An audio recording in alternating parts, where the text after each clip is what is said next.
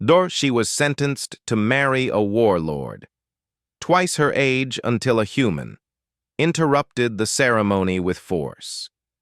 The throne room smelled of incense and fear. Calith Vorsan knelt on the cold stone floor with her head bowed low. Her scales, pale blue like morning frost, trembled slightly as she waited for the high tribunal to speak. She was young by Valanthi standards, barely 40 cycles old. Her crime was simple. She had spoken against the Empire's war. She had said that innocent species did not deserve to burn. For this, they called her a traitor. The 5 judges sat on raised platforms above her. Their robes were black and gold, heavy with medals from wars they had never fought themselves. The oldest among them, High Arbiter Kos, unrolled a ceremonial scroll.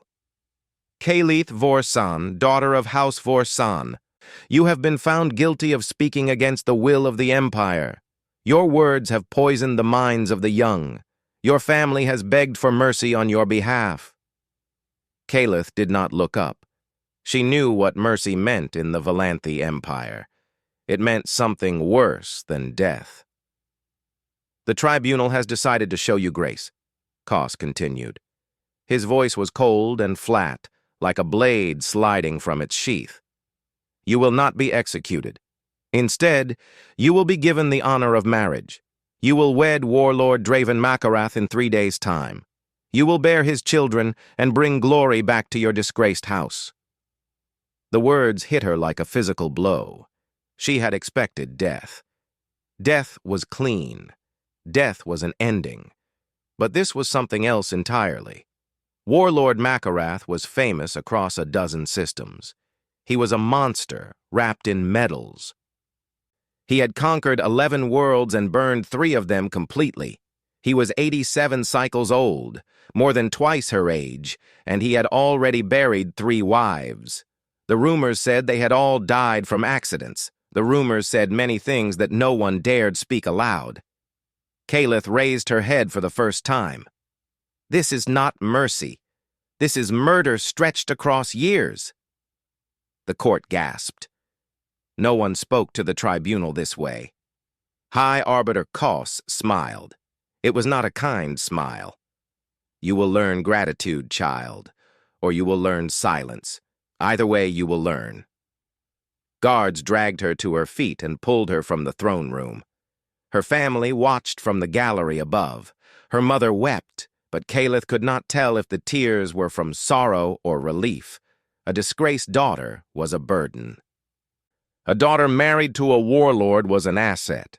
Her family's debts would be paid. Their status would be restored. All it would cost was her life, fed slowly to a monster 1 day at a time. They locked her in a tower room with windows too small to climb through and a door too thick to break. Servants brought her fine food that she could not eat. They brought her wedding robes that felt like burial shrouds. They told her she was lucky, so very lucky, to be chosen by such a powerful male. On the second night, Calith made her decision. She found a glass bottle among the perfumes on her dressing table. She broke it against the stone wall and held the largest shard in her hand. The edge was sharp enough. It would be quick if she was brave, quicker than what waited for her at the end of that wedding aisle. But before she could act, a servant girl entered with fresh linens. She was young, barely more than a child, with scales the color of mud. A low-born servant, invisible to nobles. The girl saw the glass in Calith's hand. She saw the look in her eyes, and instead of screaming or running, she simply set down the linens and sat on the floor. "My lady," she said quietly, "please do not do this tonight. Please wait 1 more day." Calith laughed bitterly. "Why? What difference does 1 day make?" The servant girl looked at the floor. "I do not know. But my grandmother used to say that help sometimes comes from strange places, from places we cannot imagine. She said the universe is bigger than the Empire knows. The universe does not care about 1 girl in a tower." "Maybe not," the servant admitted. "But you could write it down. What is happening to you? Someone should know. Someone should remember that you existed and that this was wrong.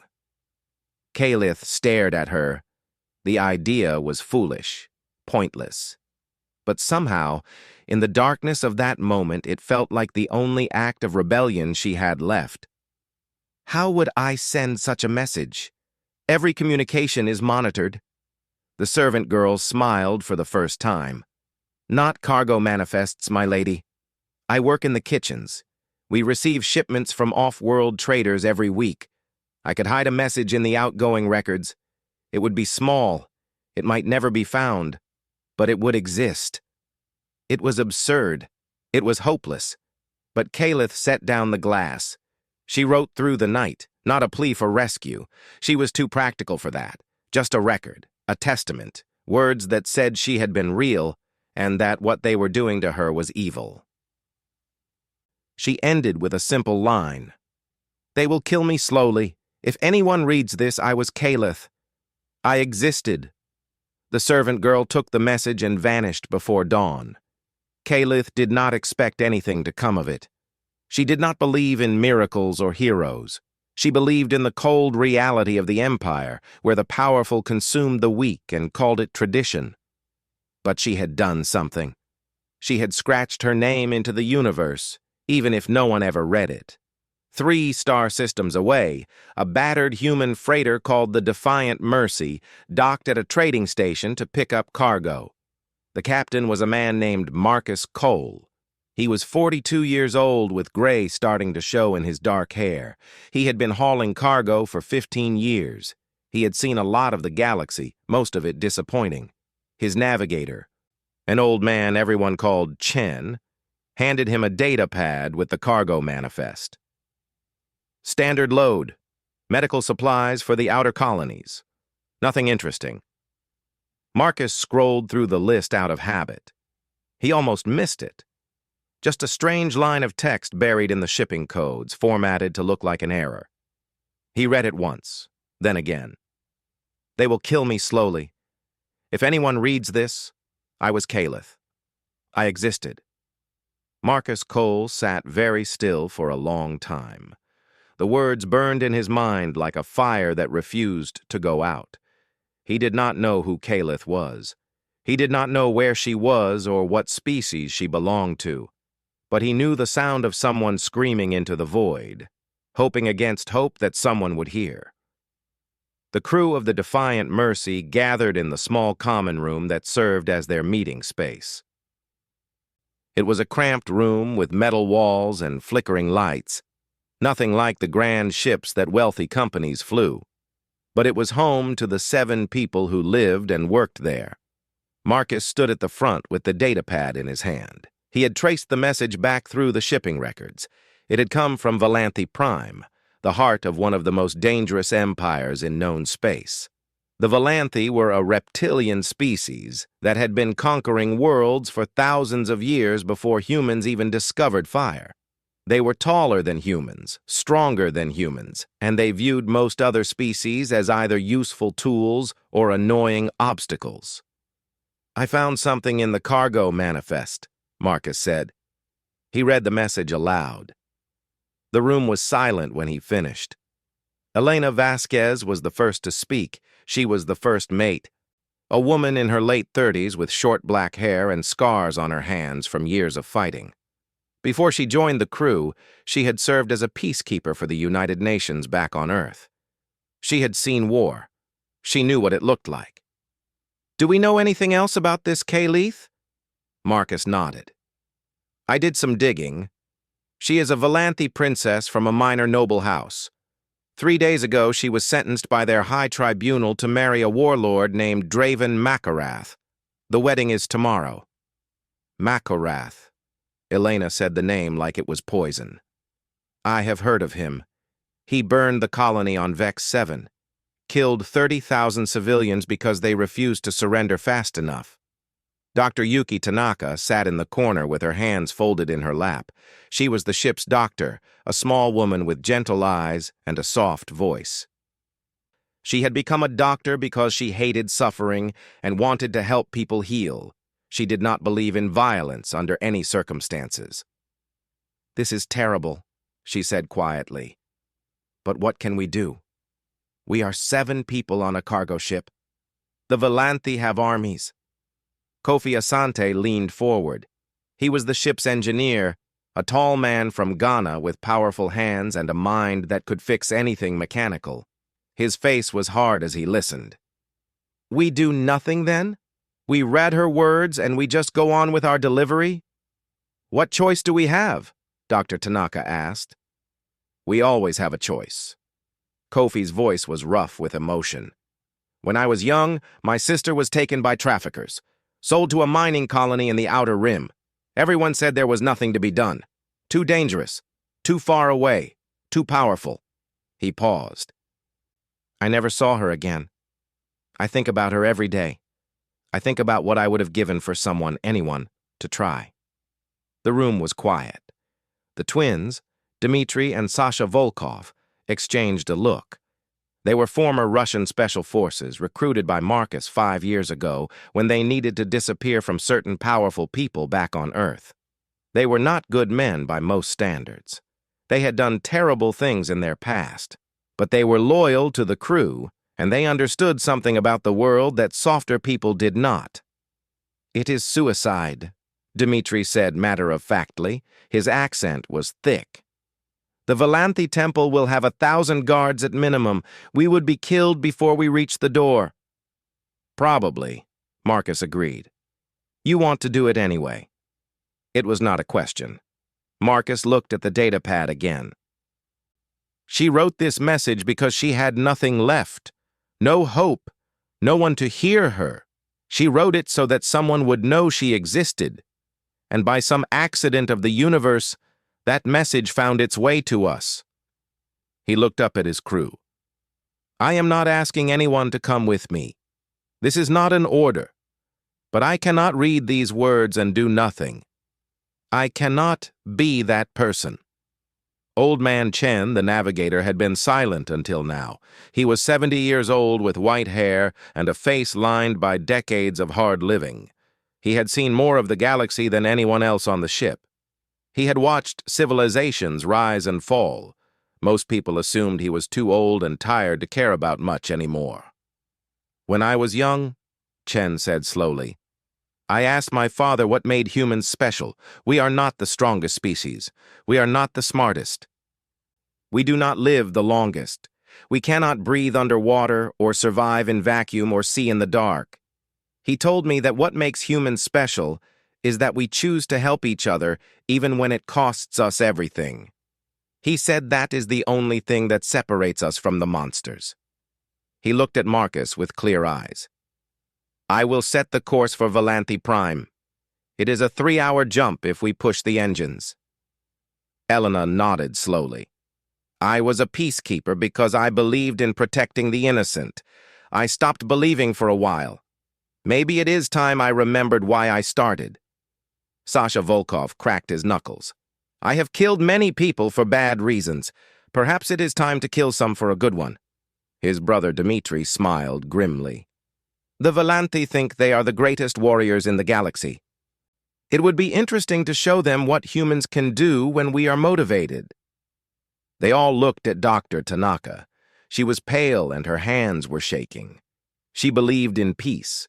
She believed that violence only created more violence, but she also remembered why she became a doctor. "I will not fight," she said softly. "I cannot, but I will have the medical bay ready, and I will pray that you all come back alive." Kofi stood up.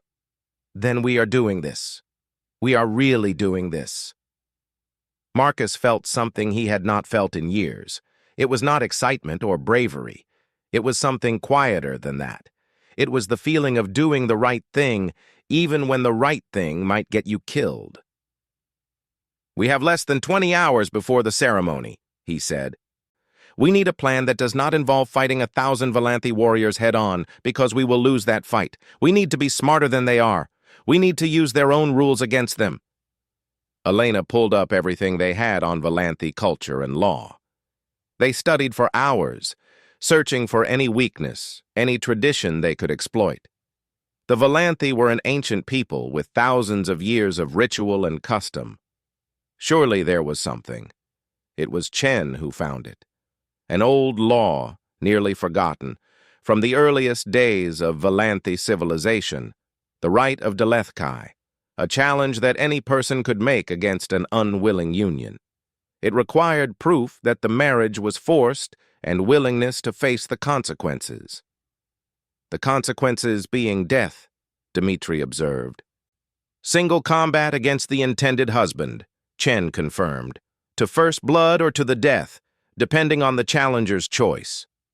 Marcus studied the ancient text. It says any sentient being can invoke this right. It does not specify species. Elena laughed without humor. You want to challenge a Valanthi warlord to single combat. A warlord who has killed hundreds in ritual duels. I want to give her a chance, Marcus said. I want to show her that her message was heard, that she was not alone. The crew looked at each other.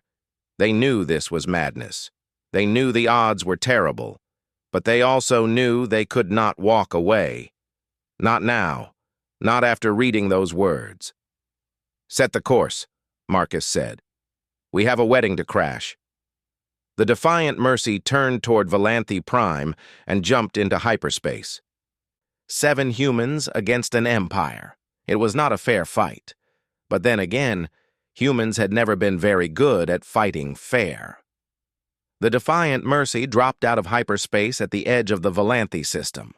Through the cockpit window, Marcus could see the distant glow of Valanthi Prime, a massive world circled by 3 moons. Dozens of warships patrolled the space around it, their hulls bristling with weapons that could turn the little cargo ship into dust in seconds. Patrol vessels ahead, Chen reported from the navigation console. They are scanning us. Marcus kept his voice calm. Transmit our cargo credentials. We are just merchants delivering ceremonial wine for the wedding celebration. Nothing more. The plan depended on one simple fact. The Valanthi did not consider humans to be a threat. In all their centuries of conquest, they had never bothered to conquer Earth. Humans were too weak, too small, too insignificant to matter. They were useful for minor trade and cheap labor, but nothing more. This arrogance was the only advantage the crew had. The patrol vessel scanned them briefly and then moved on. No boarding party, no detailed inspection. Just a quick look at a ship full of hairless apes bringing drinks for a party. We are through, Chen said with visible relief. But Marcus did not relax. Getting into the system was the easy part. Getting into the Temple of Eternal Binding, where the ceremony would take place, would be much harder. They spent the next 12 hours preparing. Elena and the Volkov twins would pose as servants delivering the wine directly to the temple kitchens. Valanthi servants were silent and invisible. Exactly what they needed to be. Sasha had learned enough of the Valanthi language to understand basic commands, though he would pretend to be mute to avoid speaking. Kofi worked on their equipment. He built small explosive charges that looked like wine bottle corks, designed to create smoke and confusion rather than cause serious damage. He modified their communication devices to work through the thick stone walls of the temple. He even crafted a tiny drone, no bigger than an insect, that could scout ahead and send back images. Dr. Tanaka prepared the medical bay for trauma surgery. She laid out bandages and surgical tools and blood supplies. She did not say much, but her hands were steady as she worked. Whatever her feelings about violence, she would be ready to save lives when the time came. Marcus spent hours studying the layout of the temple. It was an ancient structure built thousands of years ago when the first Valanthi emperors united their warring tribes. The main ceremony hall was deep inside, accessible through a single grand entrance guarded by the Warlord's personal soldiers. There were servant passages that led to the kitchens and storage rooms, but these were narrow and closely watched. The ceremony begins at sunset, Chen explained, pointing to a holographic map. First, there are 3 hours of ritual prayers and offerings, then the binding itself, where the priest joins the couple. That is when Makarath will claim her formally. That is our window, Marcus said. We need to interrupt during the binding ceremony, after the prayers but before the final vows. That is when I invoke the right of Delethkai. Elena shook her head. You will have maybe 30 seconds before the guards kill you. They will not stand there politely while you recite ancient laws. That is why I need you and the twins inside before me. When I come through that door, I need the nearest guards already down. Not dead if we can help it. Just out of the fight. Dmitri smiled coldly. We can do this. Valanthi guards rely on their size and strength. They do not expect small creatures to be dangerous. By the time they realize their mistake, it will be too late. The ship descended through the atmosphere of Valanthi Prime as the sun began to set. The planet below was beautiful in a harsh way, covered in red deserts and towering black mountains. The capital city spread across a vast plateau, its buildings carved from the same dark stone as the mountains themselves. At the center stood the Temple of Eternal Binding, its spires reaching toward the orange sky like clawed fingers. They landed at a commercial port near the Temple District. A Valanthi customs official approached, his scales gleaming bronze in the fading light. He was easily 7 feet tall and carried himself with the casual arrogance of someone who had never been challenged by a lesser species. "Cargo?" he demanded. Marcus bowed low, exactly as a proper human merchant should. "Ceremonial wine for the wedding of Warlord Makarath, Great One. 12 casks of Terran vintage, requested by the temple stewards." The official barely glanced at the cargo manifest. "Unload and proceed to the service entrance. Do not speak unless spoken to. Do not look at your betters. Do not cause any trouble." "Of course, Great One." They unloaded the casks onto a hover cart and made their way through the crowded streets. Valanthi citizens towered over them on every side, most ignoring the small humans completely. A few glanced down with expressions of mild disgust or amusement, the way a person might look at insects carrying crumbs. Elena walked beside Marcus, dressed in the simple gray clothes of a servant. Her weapons were hidden under the false bottom of a wine cask, along with the twins' gear. "I have never felt so invisible," she murmured. "Good," Marcus replied. "Invisible is exactly what we need to be." They reached the service entrance of the temple as darkness fell. Torches burned along the walls, casting dancing shadows across the ancient stone. 2 guards stood at the door. Massive warriors in ceremonial armor. They barely looked at the humans. "Wine delivery," Marcus said. "For the celebration." One guard grunted and stepped aside. The door opened into a narrow passage that smelled of cooking meat and spices. Servant creatures of a dozen species hurried back and forth, carrying trays and cleaning supplies. No one paid attention to a few more workers pushing a cart. They made their way deeper into the temple. Sasha's tiny drone flew ahead, sending back images of corridors and guard positions. The main ceremony hall was 2 levels up, accessible by a grand staircase that was heavily guarded. But there was another way, a servant passage that emerged near the back of the hall where offerings were brought in. "This is where we split up," Marcus said quietly. "Elena, you and the twins get into position near the main doors. When you hear me speak, take down the closest guards. Create chaos. Buy me time." Elena gripped his arm. "And if you fail? If they kill you before you can finish speaking?" Marcus smiled. It was not a happy smile. "Then you get Calith out anyway. Whatever it takes. Promise me." She held his gaze for a long moment.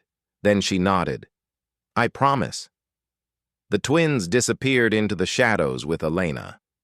Kofi and Chen waited with the cart, ready to cause a distraction in the kitchens if needed. Marcus was alone. He could hear the ceremony beginning above him. Deep voices chanted ancient prayers. Drums beat a slow rhythm that seemed to shake the stone walls. Somewhere up there, a young woman was kneeling before a monster, waiting for the end of her life. Marcus checked his hidden blade. It was a small weapon, almost pathetic compared to the massive war swords the Volanthi carried. But it was all he had, that and a desperate plan built on ancient laws and human stubbornness. He began to climb. The servant passage was narrow and dark, lit only by occasional torches. He passed other servants carrying offerings, golden cups and burning incense and chains of precious gems. None of them looked at him twice. He was just another invisible creature doing invisible work. He reached a small door at the top of the passage. Through it, he could hear the priest speaking, his voice rising and falling in ritual cadence. The ceremony was nearly complete. The binding was about to begin. Marcus took a deep breath. He thought about his crew, risking their lives for a stranger. He thought about Caliph, alone and afraid, waiting for a rescue that should have been impossible. He thought about being human. Then he pushed open the door and walked into the Temple of Eternal Binding. The Temple of Eternal Binding was vast beyond imagination. Massive stone pillars rose toward a ceiling lost in darkness, each one carved with scenes of ancient conquests and bloody victories. Thousands of candles burned along the walls, casting flickering light across the assembled crowd. 1,000 Volanthi warriors stood in perfect rows, their ceremonial armor gleaming like polished blood. Noble families watched from elevated galleries, their scaled faces expressionless as they waited for the binding to complete. At the center of it all stood the altar. Caliph knelt on the cold stone, her head bowed, her body wrapped in white ceremonial robes that marked her as property being transferred. Her scales had lost their luster. Her eyes were empty. She had made peace with her death. The glass shard was gone, taken by the servants who prepared her. She had nothing left but the small hope that somewhere, somehow, her message had been found. Warlord Draven Makarath towered beside her.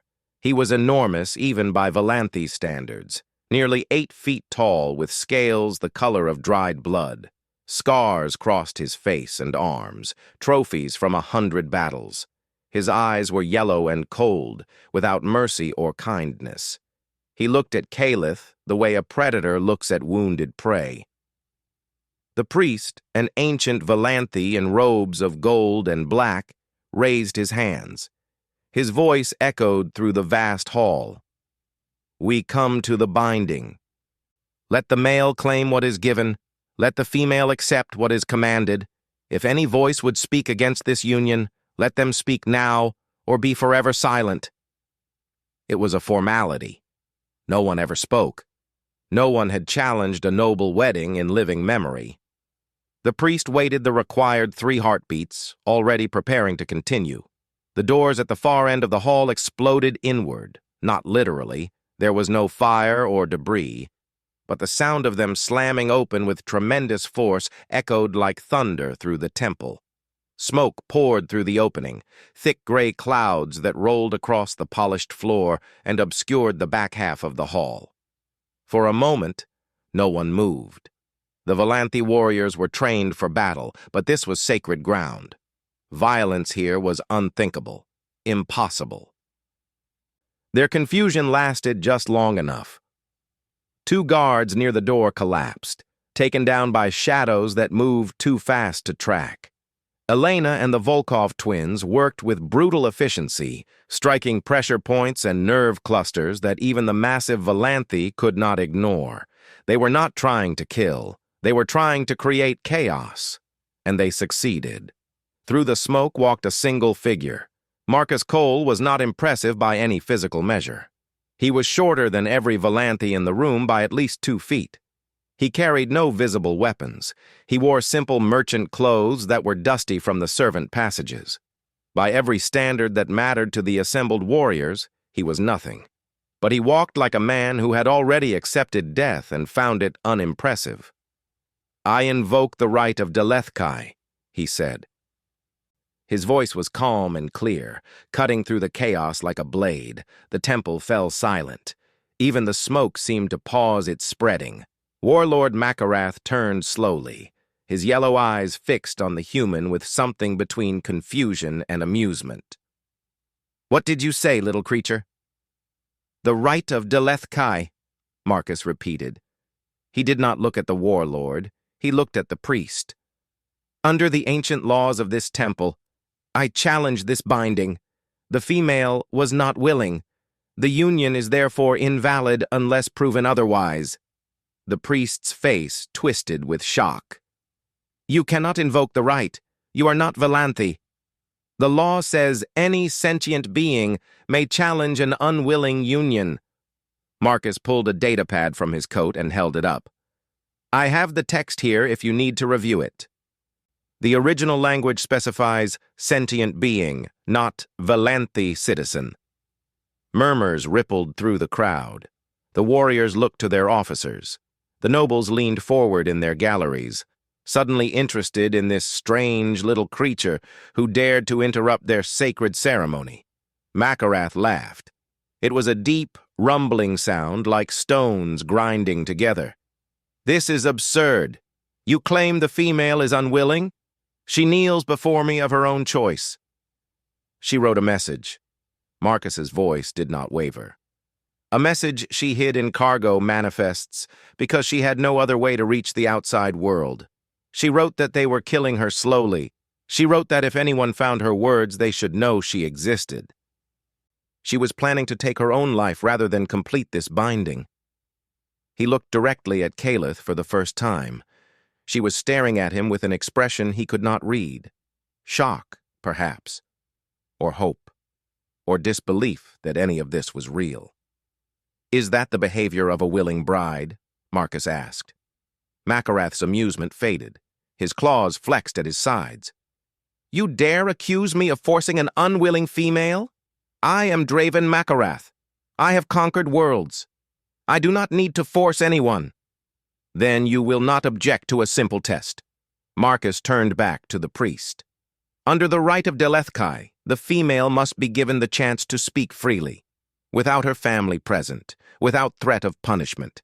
If she says she is willing, I will withdraw my challenge and accept whatever punishment you deem appropriate. But if she admits she is unwilling, the law requires you to hear my challenge fully." The priest hesitated. He looked at Makarath. He looked at the nobles in the galleries. He looked at the ancient texts carved into the walls of the temple he had served for his entire life. "The law is clear," the priest said finally. His voice was reluctant but firm. "Clear the immediate area. The female will speak." Guards pushed the crowd back, creating a circle of empty space around the altar. Calith's family was escorted to a distant gallery, too far to threaten her with their eyes. Makarath stepped back 3 paces, though his claws never stopped flexing. Marcus walked forward until he stood before her. Up close, she was smaller than he expected. Younger. Her pale blue scales caught the candlelight in ways that reminded him of frost on winter mornings.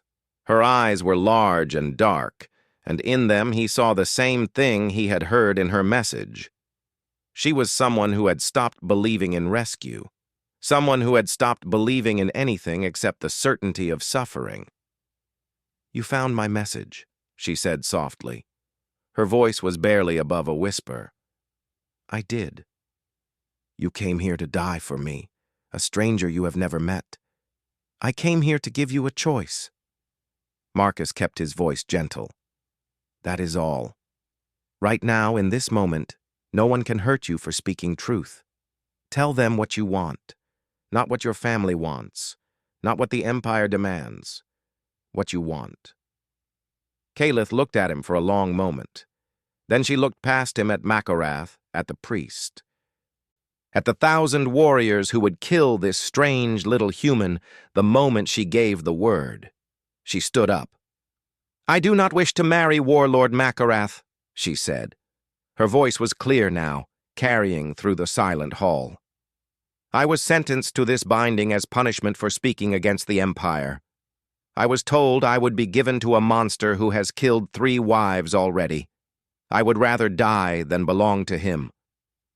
The silence stretched like a held breath. Then Makarath roared. This is meaningless. The words of a frightened child manipulated by this alien vermin. He turned to the priest with fury burning in his yellow eyes. I demand the right of combat. If this creature wishes to challenge my claim, let him face me blade to blade. Let the gods decide who is worthy. The priest nodded slowly. The law allows this. The challenger must face the intended in single combat, to first blood or to death, as the challenged party chooses. Makarath smiled. It was a terrible smile, full of anticipated violence. I choose death. Marcus did not flinch. I accept. Caleth grabbed his arm. You cannot do this. He has killed hundreds in ritual combat. You are human. You do not have the strength or speed to match him. Marcus looked at her with calm eyes. I know. But someone had to answer your message. Someone had to show you that you were not alone. He gently removed her hand. Whatever happens next, remember that. The combat circle was forming. Warriors cleared a space in the center of the temple.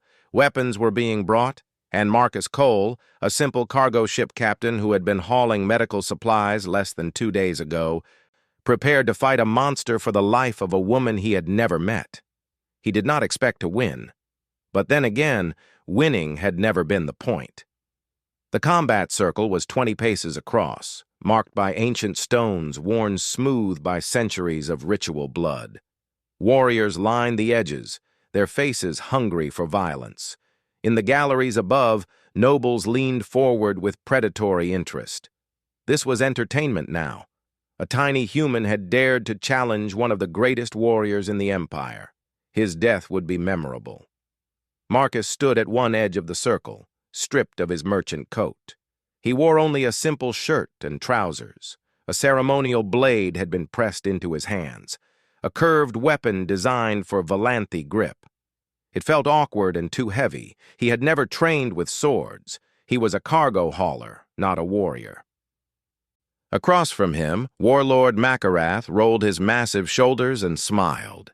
He carried a traditional war blade, 5 feet of gleaming metal that he handled as easily as a kitchen knife.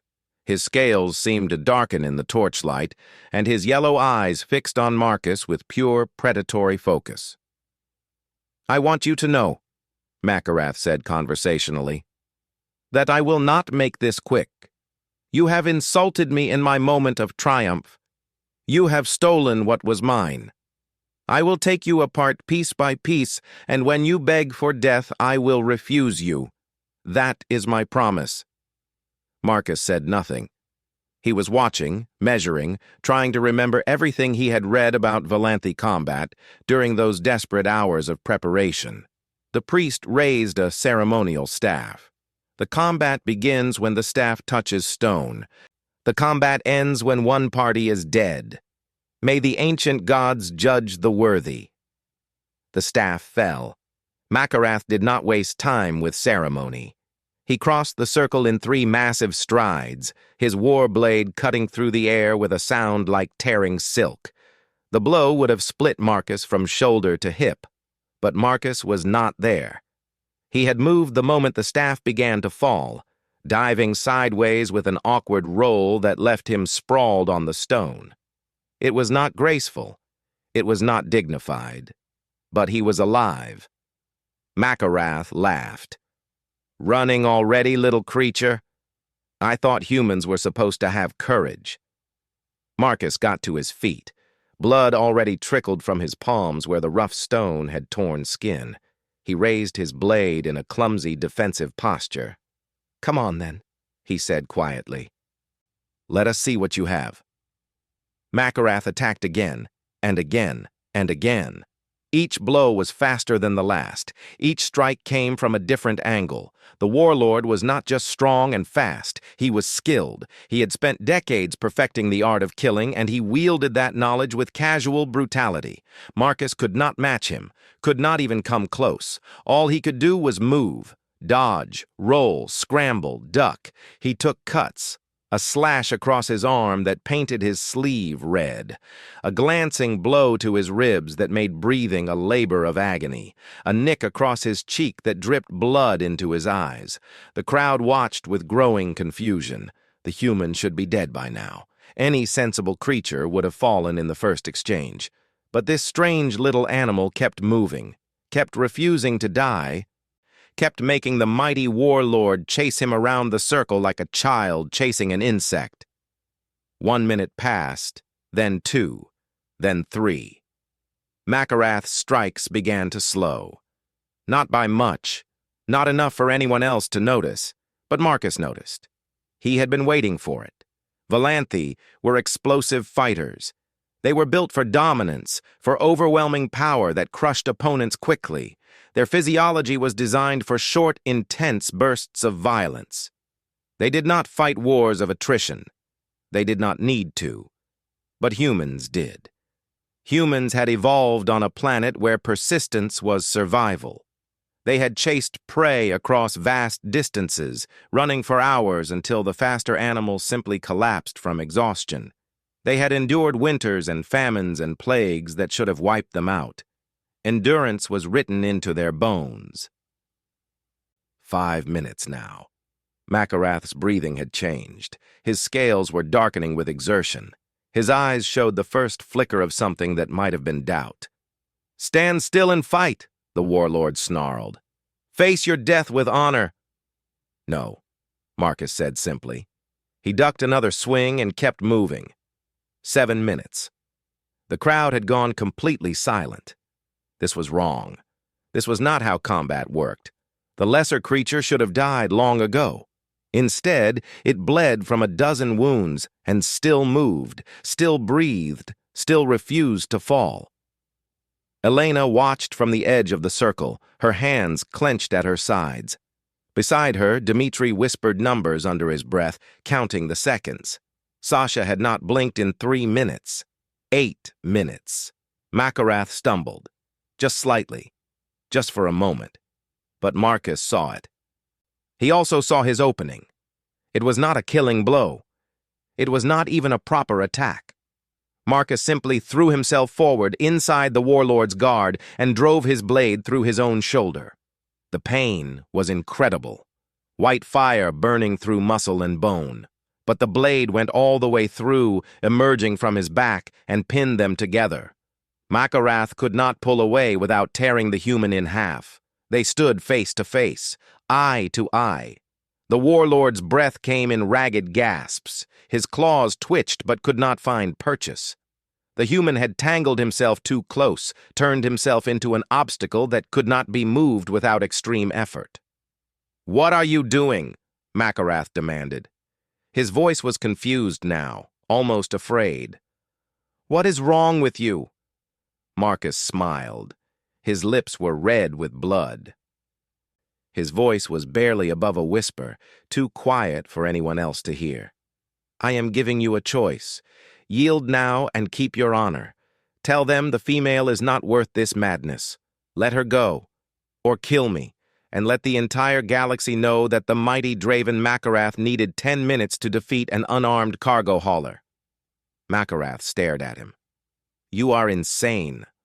"Probably." Marcus coughed and blood spattered the Warlord's ceremonial armor. "But I am also right. Look at them. Look at their faces. They are not seeing a glorious victory anymore. They are seeing a monster struggling to kill a mouse. Every second this continues, your legend shrinks. Every second this continues, humans become something more than vermin in their eyes." The Warlord's claws flexed. He could end this. One twist, one tear, and the human would be dead. But Marcus's words burned in his mind like poison. He looked at the crowd. He saw the doubt in their eyes. He saw the whispers beginning in the galleries. He saw his reputation crumbling with every gasping breath he took. And he made his choice. Makarath stepped back, pulling himself free of the blade that still protruded from the human's shoulder. Marcus collapsed to his knees, bleeding freely onto the sacred stones. "Enough," the Warlord said, His voice was cold and flat. "This female is not worth such trouble. Take her and go. I release my claim." The temple erupted into chaos. Warriors shouted in disbelief. Nobles demanded explanations. The priest stood frozen, unsure what traditions applied to a situation no one had ever imagined. But Elena was already moving. She and the twins pushed through the crowd, grabbing Kalith and pulling her toward the human who had saved her.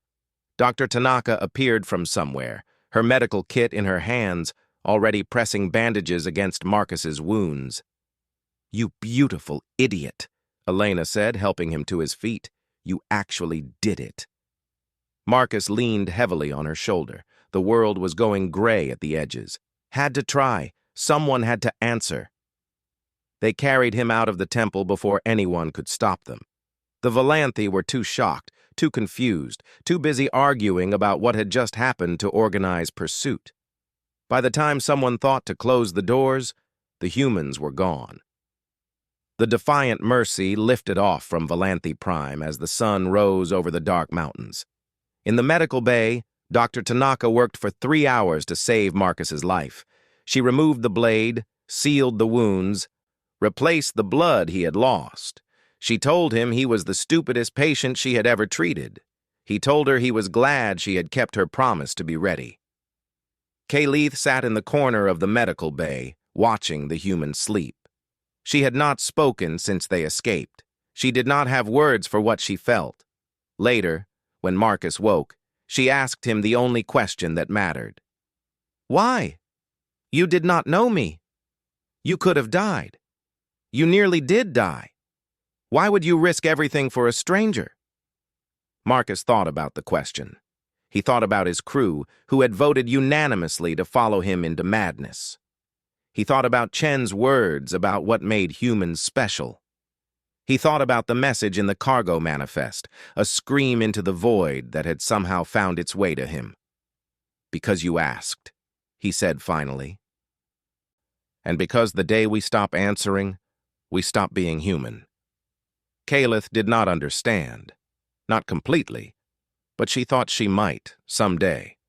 The story spread across the galaxy in the weeks that followed. A human cargo captain had challenged a Valanthi warlord in his own temple. He had fought for 9 minutes with a blade he did not know how to use. He had won without winning, survived without surviving, and saved a princess by being too stubborn to die. Other species began to look at humans differently. These small, soft creatures without claws or scales or venom, they were not dangerous in any traditional sense. But they would answer a cry for help. They would face certain death for a stranger, and that perhaps was the most frightening thing of all. Not what humans could destroy, but what they would endure. For those who had no one else. For those whose only hope was a message in a bottle. For those who simply asked. He called his crew together.